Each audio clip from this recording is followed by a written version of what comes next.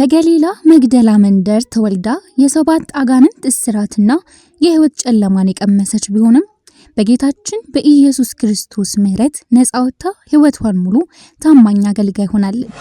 ብዙዎች በፍርሃት በተበተኑበት ሰዓት የጌታን የመስቀል መከራ በቅርብ በመከታተል እስከ መቃብሩ ድረስ አብራው ቆይታለች። የሳምንቱ የመጀመሪያ ቀን ማለዳ ጨለማ ሳለ ወደ መቃብር በመሄድ ሞትን ድል አድርጎ የተነሳውን ጌታ በመጀመሪያው የማየት ድል አግኝታለች። ትንሣኤውን ለደቀ መዛሙርት በመንገር የትንሣኤው ሰባኪ በመሆን በታሪክ ስሟ ተጽፏል። የትንሣኤው ሰባኪዋ ቅድስት።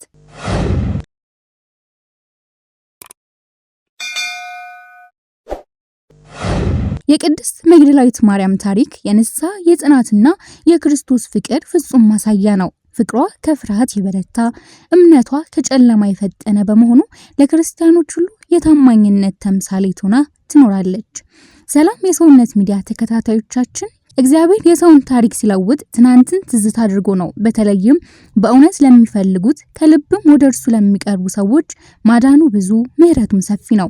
እሱን አግኝቶ ያላረፈ ፊቱን አይቶ ያልተጽናና የለም። ለዚህም በመጽሐፍ ቅዱስ ውስታ የመትረፍ ታሪካቸው ከተመዘገበላቸው ሰዎች መካከል ዛሬ የምንመለከታት ቅድስት አንዷ ነች።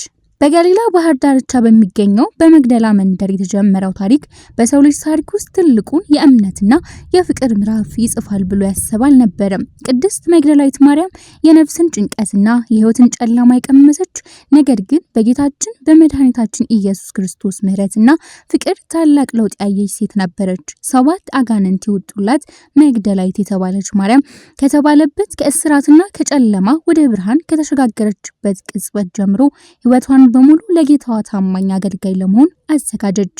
በቅዱስ ቃሉ ስብከቱና በጉዞ ሁሉ አብራው ነበረች። በቃሉ ትመገብ፣ በትምህርቱም ነፍሷን ታሳርፍ ነበር። ከባድና አስጨናቂው የቀራንዮ ጎልጎታ ቀን ሲደርስ ብዙዎች በፍርሃት በተበተኑበት ያንን የአርብ ቀን የጌታችን የኢየሱስ ክርስቶስ የመስቀል መከራን በቅርበት ከተመለከቱትና በሐዘን ከተከተሉት ጥቂት ሴቶች መካከል አንዷ እሷ ነበረች። በኢየሱስ መስቀል አጠገብ እናቱ የእናቱ እህት የቀሎጵያ ሚስት ማርያም መግደላዊት ማርያም ቆመው ነበር። የትናንቷን የመከራ ታሪክ ትዝታ ያደረገላት ከአጋንንት እስራት ያወጣትና በጤና ከሰው ጋር ያገናኛት በእምነትና በፍቅር የተከተለችው ጌታዋ በመስቀል ላይ ተሰቅሎ ስታየው ልቧ በሐዘን ተሰብሮ በእንባ ዘንበል ብላ በጽናት ቆመች። ሞቱን ተመልክታ እስከ መቃብሩ ድረስ ተከተለችው። ሐዘኗ አቅሟን አላደከመውም። ይልቁንም ለጌታዋ ያላት ፍቅርና የተደረገላት ምሕረት ከሞት ይልቅ የበረታ እንደሆነ በጽናቷ አረጋገጠች። የሳምንቱ የመጀመሪያ ቀን ማለዳ ገና ጨለማ ሳይገፈፍ የክርስቶስን ስጋ ሽቶ ለመቀባት ወደ መቃብሩ ፈጥና ሄደች። ከሳምንቱ በፊተኛው ቀን መግደላዊት ማርያም ገና ጨለማ ሳለ ማለዳ ወደ መቃብር መጣች። ዮሐንስ ምዕራፍ 20 ከቁጥር 1። መቃብሩ ባዶ መሆኑንና ድንጋዩ ተንከባሎ ማየቷ ግን ሌላ የሐዘን ማዕበል አነሳባት።